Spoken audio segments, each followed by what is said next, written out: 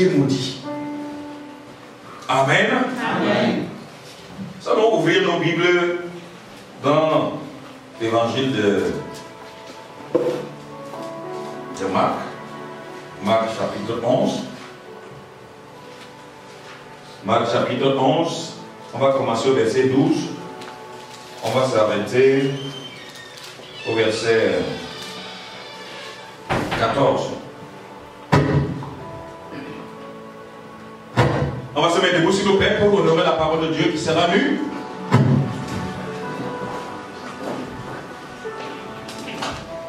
Je lis la parole au nom du Seigneur. Amen. Le lendemain, après qu'ils furent sortis de Béthanie, après qu'ils furent sortis de Béthanie, Jésus eut faim. Écoutez-moi ça. Jésus eut faim. Il veut manger. Apercevant de loin un figuier qui avait des feuilles, il alla voir s'il y trouverait quelque chose. Vous voyez, apercevant de loin un figuier qui avait des feuilles, il alla voir s'il y trouverait quelque chose, parce qu'il avait faim. Et s'en étant approché, il ne trouva que des feuilles. Il ne trouva que des feuilles. Car ce n'était pas la saison des figues. Car ce n'était pas la saison des figues. Prenant alors la parole, il dit. Il lui dit. Que jamais personne ne mange de ton fruit. Que jamais personne ne mange de ton fruit. Et ses disciples l'entendirent. On va sauter, venez, allons au verset 20. Je vais t'arrêter quelque part. Verset 20. Le matin en passant, les disciples virent le figuier séché jusqu'aux racines.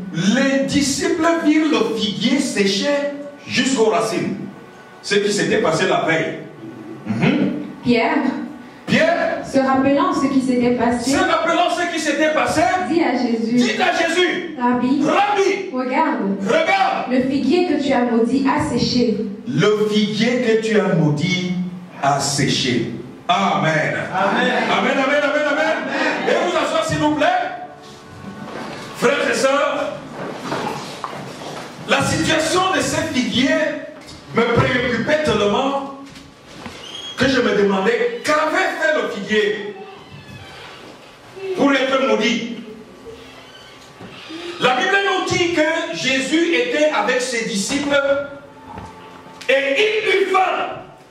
Quelqu'un dit avec moi, Jésus eut faim. Jésus eut faim. Donc, il eut faim, mais il s'est demandé, que puis-je manger? Est-ce que je pourrais avoir quelque chose pour calmer ma faim? Et la Bible nous dit que, apercevant de loin un figuier qui avait des feuilles, il va se réjouir. Quelqu'un dit alors, Jésus va se réjouir. Jésus va se réjouir. Il dit, aucun figuier ne peut avoir des feuilles sans fruits.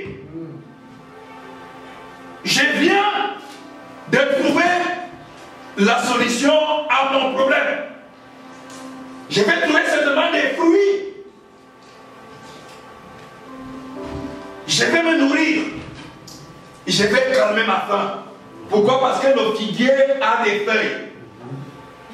Le figuier a l'apparence d'être dans la bonne saison des feuilles, des fruits.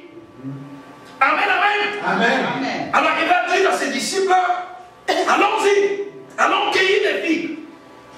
Nous trouvons là quelque chose à manger. Mais arrivé au pied du figuier, quand il regarde, ce n'est que le feuillage. Ce ne sont que des feuilles, mais sans fruits. Et Jésus va s'énerver.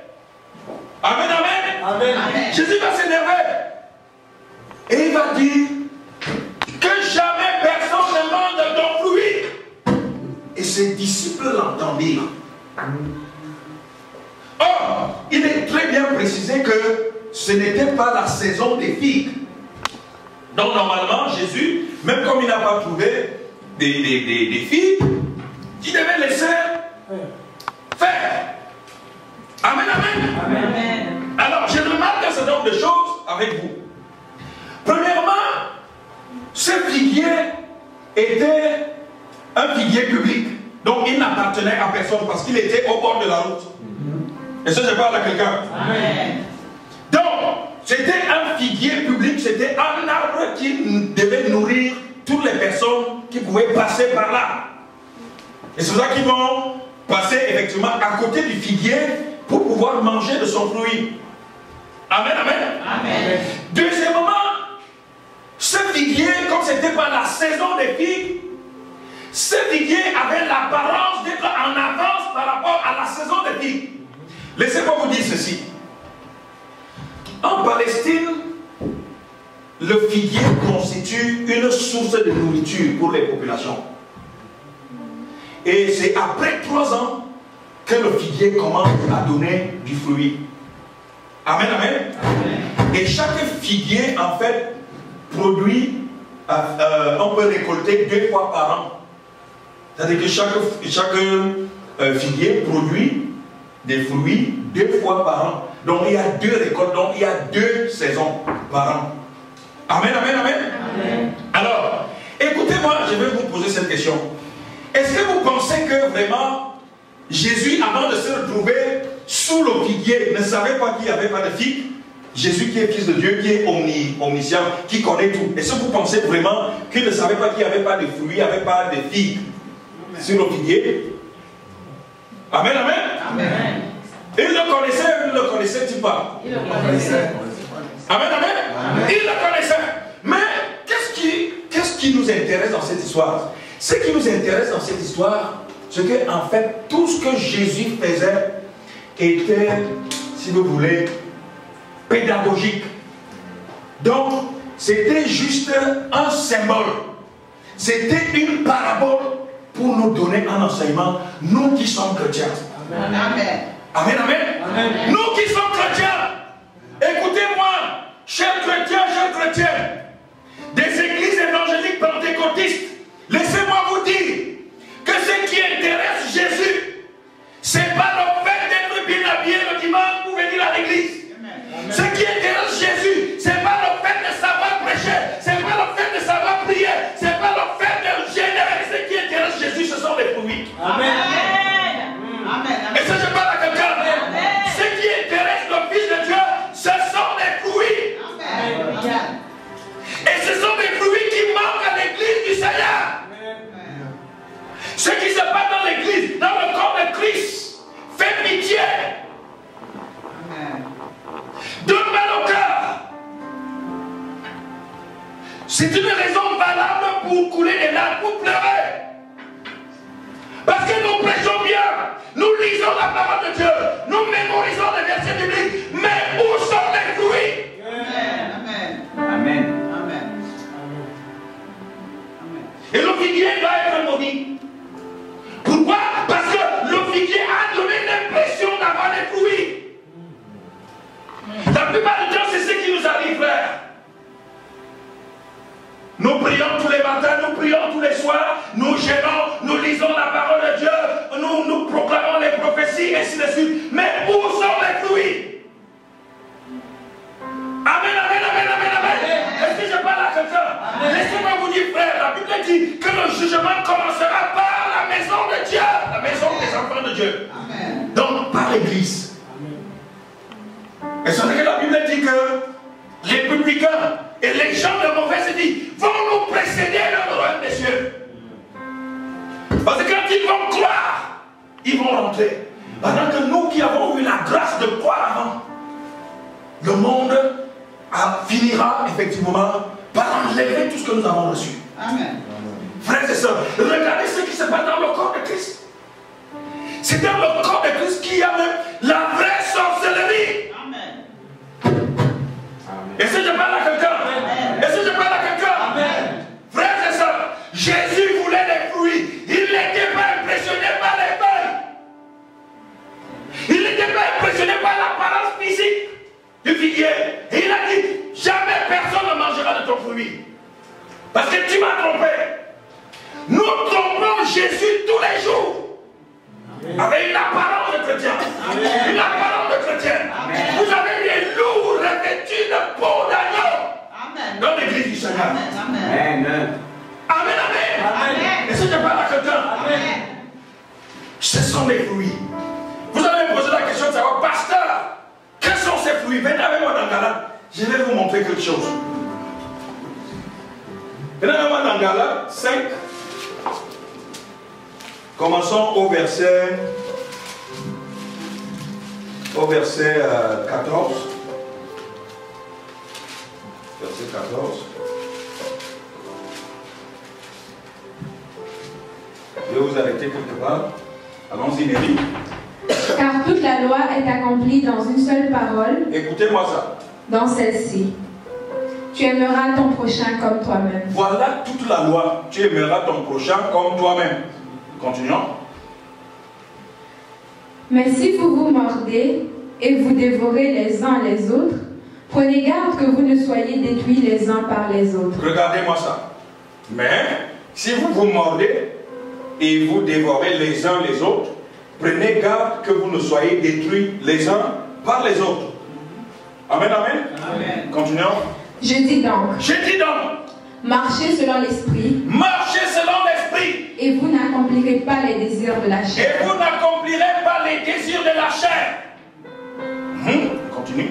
Car la chair a des désirs contraires à ceux de l'esprit. Et l'esprit en a de contraires à ceux de la chair. Voilà. Ils sont opposés entre eux, afin que vous ne fassiez point ce que vous voudriez. Voilà. Continue. Si vous êtes conduits par l'esprit, vous n'êtes point sous la loi. Or, les œuvres de la chair sont manifestes. Les œuvres de la chair sont manifestes. Ce sont l'impudicité, l'impureté, la dissolution. Attends, arrête d'abord là. Oui, continuons. On va revenir là-dessus après. L'idolâtrie, la magie, les inimitiés, les querelles, les jalousies, les animosités, les disputes, les divisions, les sectes, l'envie, l'ivrognerie, les excès de table, et les choses semblables. Je vous dis d'avance, comme je l'ai déjà dit, que ceux qui commettent de telles choses n'hériteront point le royaume de Dieu. Amen. Allons maintenant au niveau de... allons au verset 22. Oui, verset 22. Mais le fruit de l'esprit, c'est l'amour, la joie, la paix, la patience, la bonté, la bénignité, la fidélité, la douceur, la tempérance. La loi n'est pas contre ces choses. Amen. Revenons au verset 18. Je vais juste vous montrer quelques petites affaires. Verset 18. Si vous êtes conduits par l'esprit, vous n'êtes point sous la loi. Verset 19.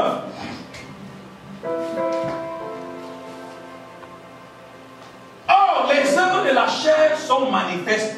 Ce sont l'impudicité, l'impureté, la dissolution. Écoutez-moi bien. Dans nos églises pentecôtistes, évangéliques, quand on parle de l'impudicité, on voit toujours directement le sexe. Et quelqu'un va te dire non, mais moi je suis plus impudique parce que en fait je vis dans la sanctification. Et les gens pensent que la sanctification en fait c'est seulement le sexe. Amen. L'impudicité, ça donne lieu à la dépravation et à la prostitution auprès ou après ce qui n'est pas convenable. Est-ce que je parle à quelqu'un? Ça veut dire que même spirituellement, vous pouvez être impudique. Alléluia. Mais spirituellement, vous pouvez être impudique. Alors il y en a qui pensent que le seul fait de ne pas véritablement faire le sexe, ça veut dire que en réalité, on est en accord avec Dieu. Non. Amen. Chaque fois que vous faites des choses en réalité qui ne sont pas décentes, où on ne trouve aucune décence, ça veut dire que vous êtes impudique. Et c'est malheureux parce que des choses comme ça se passent dans la maison du Seigneur. L'impureté, c'est tout ce qui qui est, si vous voulez, véritablement, tout ce qui est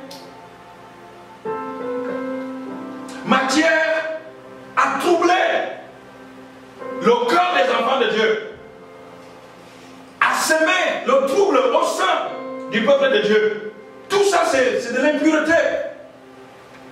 Moi, je ne parle plus des gens qui vont encore, qui consultent l'horoscope, qui consultent donc des choses comme ça, des voyants, même étant dans l'église du Seigneur. Moi, je ne parle plus de ça. La dissolution, c'est effectivement le fait véritablement de tout saccager, détruire, anéantir ce qui a été fait. C'est malheureux parce que dans le corps de Christ, nous trouvons des choses comme ça. Or, le Seigneur, la Bible nous dit que Dieu attend avec un ardent désir la révélation des fils de Dieu. Et nous allons révéler, si vous voulez, la gloire de Dieu aux yeux du monde. Pas avec des choses comme ça. Amen. Mais nous devons être des modèles. C'est-à-dire quand quelqu'un arrive à l'église, que cette personne se sente en sécurité. Amen. Et qu'il dise vraiment, j'ai tant cherché, voilà alors une vraie famille. Amen. C'est ça l'église du Seigneur. Amen. Amen, amen, amen. Amen. Continuons un peu, continuons. L'idolâtrie, je vais passer là-dessus. L'idolâtrie, c'est en fait, si vous n'aimez pas, si vous aimez autre chose, plus que Dieu, vous êtes idolâtre. La magie, c'est la même chose. Le fait, c'est toujours du mensonge. Dans les miracles mensongers, et ça affecte l'église du Seigneur aujourd'hui. Les gens qui sont avides des miracles, ils sont obligés parfois d'aller baptiser avec le diable. Pour faire des choses spectaculaires à l'église. Des miracles sans fondement biblique, sans fondement spirituel. Des miracles en réalité qui ne viennent pas de Dieu. Ça, c'est de la magie. J'ai même vu ça. Un pasteur qui dit, pour vous montrer que Dieu est puissant et qu'il m'a envoyé, le crédit va apparaître dans soit combien de téléphones là. Vous me voyez des choses comme ça.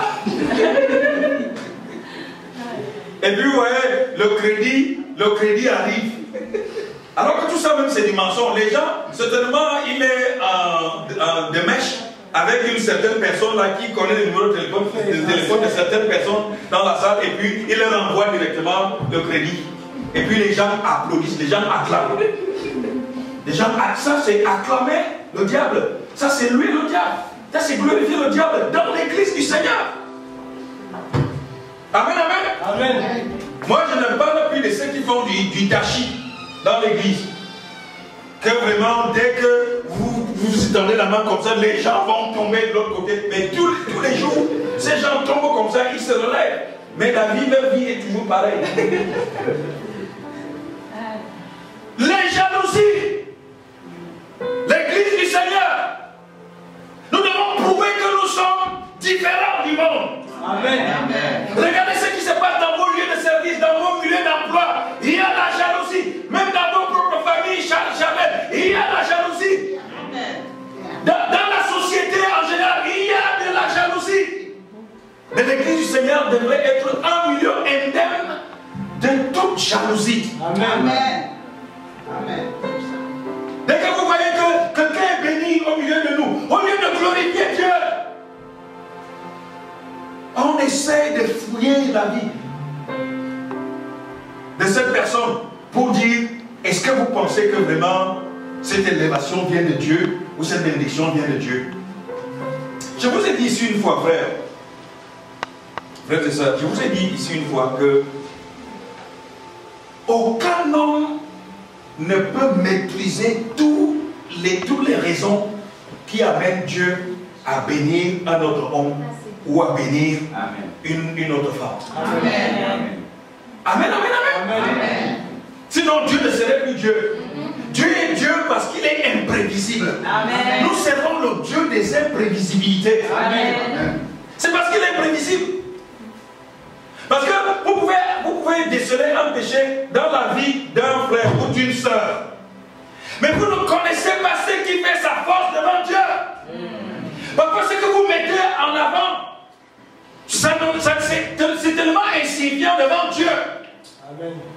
Que ce que cette personne a écoutez-moi très bien. Vous savez très bien que Moïse avait un péché. C'est qu'il était douteux. Hein? Moïse n'était pas un homme de foi aussi comme Abraham, non? Il a douté même plusieurs fois.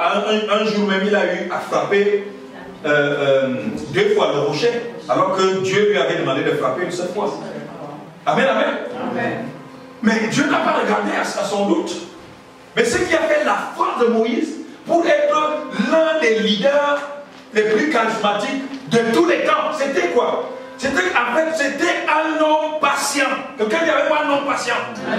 Donc, sa patience était 1000 fois supérieure au doute qu'il pouvait avoir. Amen. Et ça, je parle à quelqu'un. Il aimait beaucoup le peuple, il aimait le peuple de Dieu. Il était prêt à sacrifier sa vie pour le peuple de Dieu. Amen.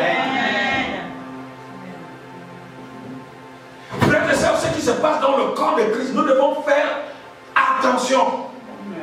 Parce que nous avons perdu la boussole. Nous sommes en train de perdre la boussole. Nous sommes en train de perdre la direction. Amen, amen. Amen. Les jalousies. Moi, je parle des animosités. Les animosités aussi, c'est proche de la querelle. Donc, cherchez toujours vraiment qu'il y ait des problèmes, des provocations au milieu du peuple de Dieu, des disputes, la même chose, des disputes. Le pasteur dit ceci, quelqu'un d'autre vient avec des disputes, c'est ça les disputes. Une sœur dit ceci, la Bible dit ceci, l'autre au lieu de venir dans un esprit, non seulement de communion, mais aussi de fraternité pour partager. Alors on vient avec l'esprit de débat. L'esprit de débat dans l'église ne peut pas véritablement entraîner à la croissance spirituelle. Amen. Les enfants de Dieu ne débattent pas. Est-ce que je parle à quelqu'un? Les enfants de Dieu partagent. Amen. Et quand vous partagez, vous allez laisser libre cours au Saint-Esprit pour qu'il puisse donner raison à la parole de Dieu. Et là, vous allez vous accorder sur la parole de Dieu. Amen. Et c'est ça qui est malheureux. Les enfants de Dieu ne disputent pas, ne se disputent pas. Ah, c'est moi qui ai raison, c'est toi qui... Non, ni vous, ni moi, personne n'a raison. La seule personne qui a raison, c'est Dieu. Amen. Et pour que nous puissions savoir c'est quoi la position de Dieu, laissons-nous véritablement enseigner par l'autorité de la parole. Amen. Tu entends encore, on va débattre. Est-ce qu'il y a un débat? Non, les débats, c'est dans le monde. Où chacun vient avec sa thèse, l'autre vient avec son antithèse. Et il y a des débats. Alléluia, alléluia, alléluia. Les divisions alors, mes frères, c'est grave. Quelqu'un dit avec moi, c'est grave. C'est grave. Combien d'églises se divisent chaque jour à travers le monde? Le peuple de Dieu fait exactement le contraire de ce qui est enseigné. C'est la question que je pose. Vous savez, le royaume du diable est tellement soudé, uni. C'est pour ça qu'ils sont... C'est pour ça que le royaume du diable est très fort. Ils sont très bien organisés. Qu'est-ce que ça veut dire? Ça veut dire que... Parce que le diable n'a que 3 ministères. Quelqu'un dit avec moi 3 ministères. Bien identifiés par Jésus. Premièrement, égorger. Il faut tout égorger. Dès qu'un ministère naît, il faut le zigouiller. Dès que quelqu'un commence à progresser, il faut le tuer. C'est ça le ministère du diable. Amen, amen. Amen. Égorger.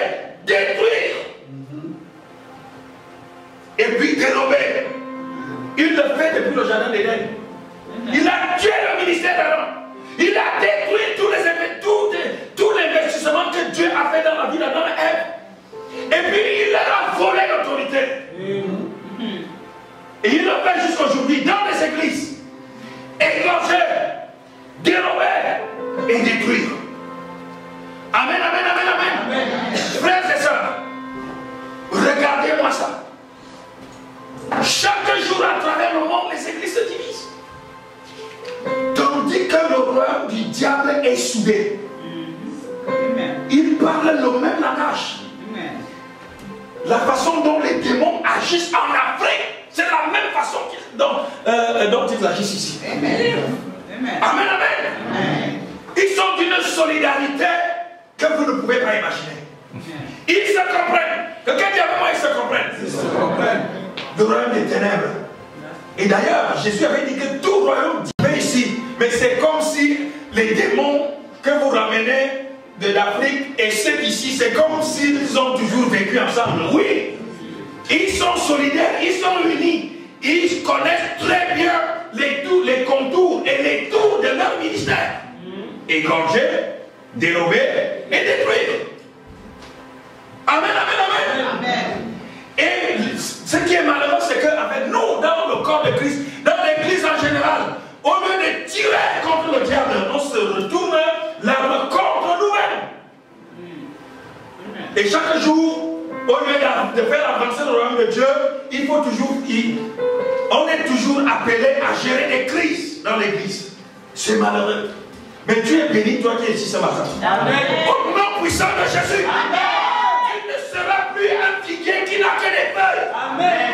Tu porteras du fruit. Amen. Tu porteras du fruit. Amen. Ton fruit sera abondant. Amen. Au nom puissant de Jésus. Amen. Amen, amen. Amen. Les divisions. Et ce qui est vraiment... Vous savez, moi je n'ai jamais vraiment connu d'autres églises. Je vais dans des églises pour communier avec des frères, avec des sœurs. Peut-être quand je suis en voyage, je vais prier dans une église, je ne sais pas, la plus proche peut-être de mon hôtel, où je suis invité, et ainsi de suite. Mais je n'ai jamais perdu de vue qu'en fait, Dieu est le même partout. Amen. Amen, amen. Amen. C'est le même Dieu. Et nous avons l'impression que le Dieu qui est ici là n'est pas le même qui est célébré dans l'église d'à côté, non. C'est nous qui sommes changeants. Et ça, je parle à quelqu'un. Amen. Dieu reste le même et il est fidèle. Amen. Amen. Alléluia, alléluia, alléluia. Amen. Oh, la vision de Dieu par rapport à l'église, c'est quoi? C'est que, en fait, l'église devrait être une famille qui donne encore de l'espoir à ceux qui sont à la recherche d'une famille. Amen. C'est-à-dire quand vous avez connu des problèmes dans votre propre famille charnelle, dans votre propre famille professionnelle, dans votre propre famille, je ne sais pas, ethnique, qu'arriver à l'église, vous puissiez vous retrouver dans une famille où tous les torts sont corrigés. Amen. Où en réalité les gens s'aiment. Et d'un amour sans hypocrisie. D'un amour vraiment sincère. D'un amour profond. Amen. C'est ça l'église. Et ce n'est qu'en ce moment, et en ce moment seulement, que la puissance de Dieu peut se manifester. Amen. Alléluia, alléluia, alléluia. Amen. Frères et sœurs, continuons. L'envie.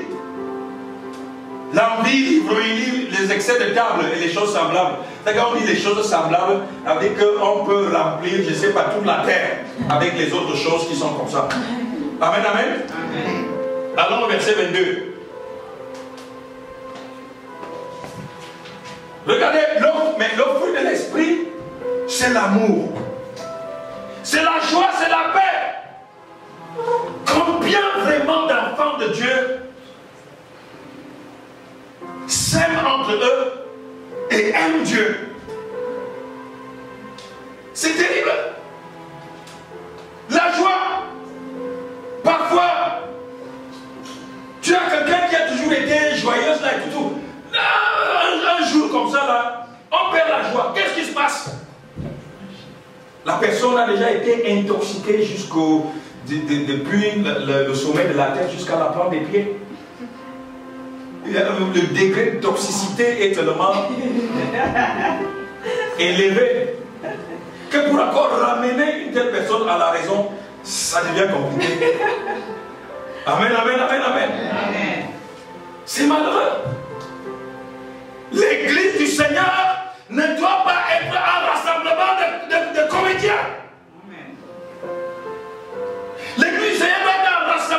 des gens qui viennent là pour chercher réellement Dieu.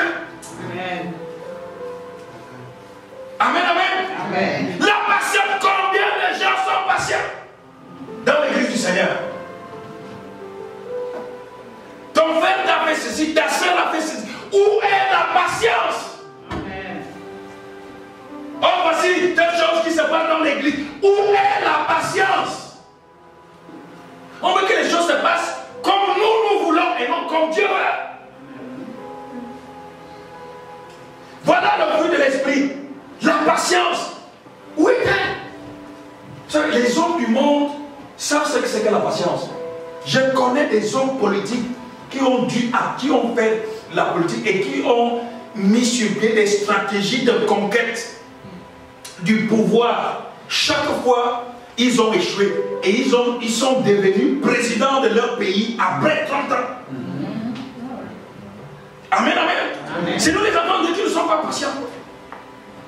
Nous voulons que ça arrive ici et maintenant et tout de suite. La patience est un fruit de l'esprit. Amen, amen. Amen. Les hommes politiques le savent. Ils disent que aucun homme politique ne meurt, c'est ce qu'ils disent. Aucun homme politique ne meurt. Tant qu'il est toujours vivant là, quelque chose peut changer. On a vu même en France là quelqu'un qui ne pouvait même plus penser, je ne sais pas, revenir au gouvernement. C'est lui qui est venu, il est ministre d'État et ministre de la Justice. Amen, amen, amen, amen. Regardez tout ce qui se passe autour de nous. Les hommes politiques, on dit les hommes politiques ne meurent jamais. Pourquoi ne meurent-ils jamais? Parce que en fait, les circonstances, les événements de la vie, de la société, en réalité, peuvent à tout moment les propulser. On ne parle pas de Dieu là. Or, nous qui sommes enfants de Dieu, mes frères, pourquoi ne devons-nous pas être patients? C'est tout. Vous devez savoir que les enfants de Dieu ne meurent jamais. Amen. Amen. Je ne sais pas ce que tu veux, mais ce que je peux te dire, c'est que tu ne mourras jamais sans l'avoir reçu. Amen. Si tu es patient, il faut simplement user de patience. Amen. Amen. La patience est un fruit de l'esprit, mais il nous manque vraiment de patience dans la maison du Seigneur, dans l'église du Seigneur. Même si tu échoues aujourd'hui, sache que ton échec d'aujourd'hui ne compromet pas ton avenir. Amen. Il faut juste être patient. Ça fait longtemps que tu cherches, je ne sais pas, X ou Y chose. Ça n'arrive pas. Mais avec la patience, tu finiras par y arriver. Amen. Les enfants de Dieu. Nous, on a la patience comme fruit de l'esprit. Mais la patience des hommes du monde, c'est quel fruit? Leur patience est le fruit de leur intelligence, de leur sagesse. Mais ils arrivent quand même au bout de leurs rêves. Mes frères. Amen, amen. Amen. La bonté, la bénignité, je vais passer vite la fidélité. Mais qui est fidèle encore aujourd'hui? Amen, amen. Amen. Qui est fidèle aujourd'hui? L'infidélité du monde affecte dangereusement l'église du Seigneur. On est infidèle par rapport à nos engagements. On est infidèle par rapport à Dieu. On est même fidèle par rapport à son pasteur. Amen. Amen, amen. Amen. Vous savez, les hommes du monde savent ce qu'est la loyauté. Ça, c'est un mot qui revient tout le temps là. Pour les gens qui ont fait, je ne sais pas, vous avez fait, les gens, la gestion des entreprises là. Comment on forme les leaders, on forme les gestionnaires. Les gens qui dirigent les équipes là. C'est-à-dire la loyauté est quelque chose de mise. Quand par exemple un gestionnaire envoie une circulaire ou une décision qui est prise, si vous êtes pour travailler dans l'équipe, au sein de cette équipe-là, si vous n'êtes pas d'accord, vous devez aller voir le leader et lui expliquer et lui dire les raisons pour lesquelles vous n'êtes pas d'accord. Mais si vous commencez effectivement à détruire ce qui a été dit, vous devez être sûr que dans les minutes qui vont suivre, vous allez perdre votre emploi. Amen. Ça veut dire que vous n'êtes pas capable de travailler au sein d'une équipe. Surtout même qu'ici, on privilégie ce qu'on appelle les équipes multiculturelles, interdisciplinaires, multiculturelles, multi-ethniques. D'ailleurs, on va vous demander ça, les gens qui passent les entrevues là, ça doit figurer, même si vous faites, je ne sais pas, une lettre de motivation, vous devez mentionner ça, que vous êtes capable premièrement de travailler sous stress. Mais combien d'enfants de Dieu doivent travailler sous stress? Vous devez marquer que vous êtes capable de travailler au sein d'une équipe, premièrement, et d'une équipe pluriethnique. Amen, amen. Amen. Ça veut dire que tu pourras, quand on dit pluriethnique, ça veut dire qu'en fait, on voit la pluriethnicité comme un atout et comme quelque chose de positif pour que, en réalité, les décisions qui sont prises puissent refléter, si vous voulez, la vision vraiment de la société en général. Amen. Mais si tu ne peux pas travailler au sein d'une équipe comme ça, veut dire en fait que tu ne peux pas faire des aménagements. Amen, amen, amen. Amen. Donc, la douceur qui est encore doux aujourd'hui. Amen, amen, amen. Amen. Qui est encore doux? On ne sait plus qui est doux, qui l'est. La douceur. La douceur, c'est quelque chose d'extraordinaire. Quand vous êtes une femme douce, tous les hommes vont vous apprécier. Quand vous êtes un homme doux, toutes les femmes vont vous apprécier. Amen. Quand vous êtes un homme, tout le monde va vous apprécier. Amen. Mais vous avez des gens toujours arrogants. Arrogants. Ils disent n'importe quoi à n'importe qui. Et n'importe quand. Et même n'importe comment. L'église du Seigneur, mes frères. Amen, amen, amen, amen. Amen. Alléluia, alléluia, alléluia. Amen. La douceur. La tempérance. Tempérer. C'est-à-dire, en fait, quand ça commence à bouger, quand il y a des vents, il faut calmer le jeu. Amen, amen. Il faut calmer le jeu. C'est ça qui doit nous caractériser. Mais nous tous aussi, on est propres véritablement à prendre des décisions sans réfléchir, vraiment à agir sans avoir demandé même le conseil de Dieu. Parce qu'on est venu me raconter ceci, parce qu'on est venu me dire ceci, et je ne cherche même pas à vérifier.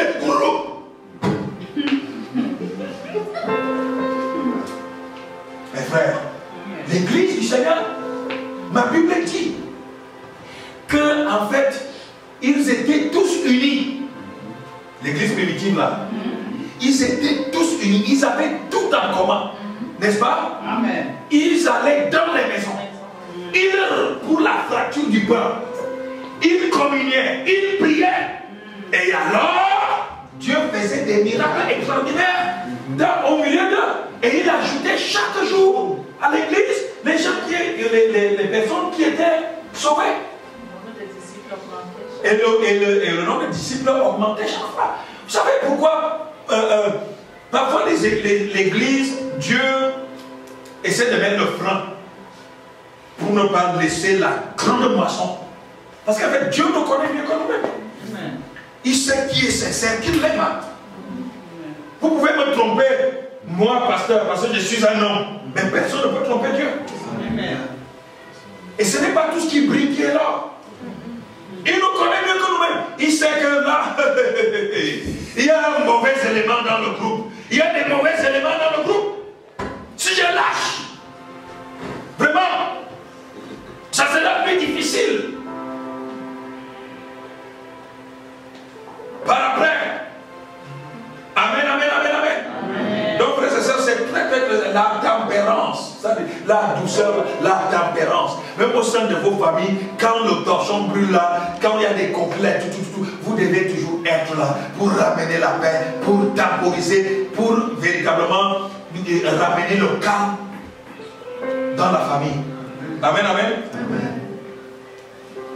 Alors on continue, verset 23. Et la Bible nous dit que la loi n'est pas contre ces choses. C'est-à-dire, la parole de Dieu n'est pas contre ces choses. Si vous faites ces choses-là, mes frères. Alors, qu'est-ce que ça veut dire pour aller pratiquement à la fin de mon message. Qu'est-ce que ça veut dire? Jésus voulait manger du fruit. Mais ce que nous comprenons aujourd'hui, il ne s'agit pas forcément des figues là, comme fruit du figuier. Amen, amen. Amen. Regardez, il y a une histoire ici dans la Bible où Jésus avait envoyé ses disciples au village pour aller acheter des vivres. Et lui, il est resté au bord du puits où il a rencontré la femme samaritaine. Amen, amen. Amen. Après avoir échangé avec la femme samaritaine, quand ses disciples sont revenus avec des vivres, qu'est-ce qu'il leur a dit? Est-ce qu'il a mangé? Amen, amen. Il n'a pas mangé, Jésus n'a pas mangé ses vivres. Et il leur a dit qu'il a déjà mangé, non, il a déjà mangé la parole de son Père.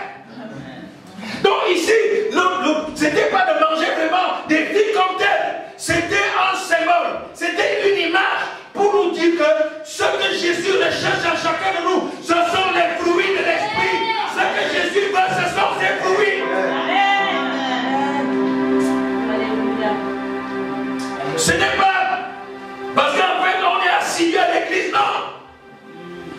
Ce n'est pas parce qu'on récite la parole de Dieu, non. C'est pas parce qu'on est de maison en maison, non. Amen, amen. Amen. Mais ce qu'il recherche, c'est le fruit.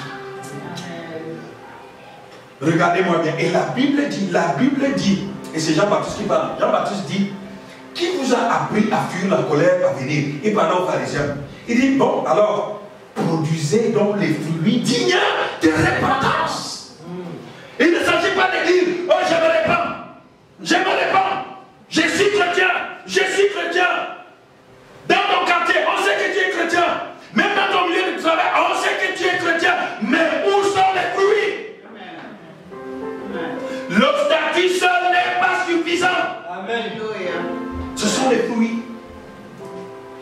Et la Bible dit que Jésus est le consommateur de la foi. Donc ce qu'il mange, ce sont ses fruits. En nous. Donc, tu es un figuier. Je suis un figuier. Amen, amen. Amen. Mais nous ne devons pas nous limiter seulement qu'à l'apparence.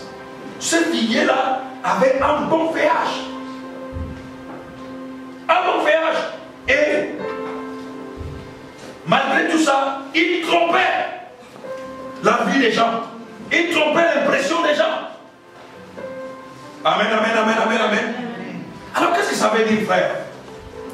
Si nous demandons des choses au Seigneur, nous devons savoir que s'il n'y a pas des fruits qui peuvent soutenir ce que le Seigneur va nous donner, nous ne le recevrons jamais. Amen. Amen. Est-ce que je parle à quelqu'un? Amen. Nous voulons que le Seigneur nous bénisse par notre travail. Mais nous devons être sûrs que nous portons le fruit qui va en réalité protéger notre travail.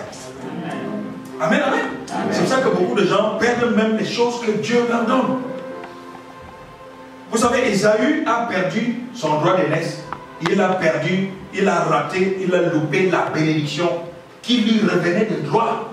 Parce que la Bible dit que chaque père devait donner une double portion de son héritage à son premier fils. Mais parce qu'il a été stupide, il a perdu cette bénédiction-là. Et beaucoup d'entre nous, effectivement, nous perdons ce que Dieu nous donne, tout simplement parce qu'il n'y a pas de fruits qui accompagnent ça. Est-ce que je parle à quelqu'un? Amen. Alors tu veux réussir dans la vie. Tu veux la promotion sociale. Tu veux la paix, tu veux la joie, tu veux le bonheur. Mais est-ce que vraiment tu vas produire les fruits? Parce que quand Jésus va regarder, ce qu'il recherche, ce sont ses fruits, les fruits de l'esprit. Amen, amen, amen, amen, amen. Une personne en qui tous ces fruits-là, toutes ces manifestations du fruit de l'esprit peuvent se retrouver. Et cette personne-là, frères et sœurs, va être une personne vraiment particulière.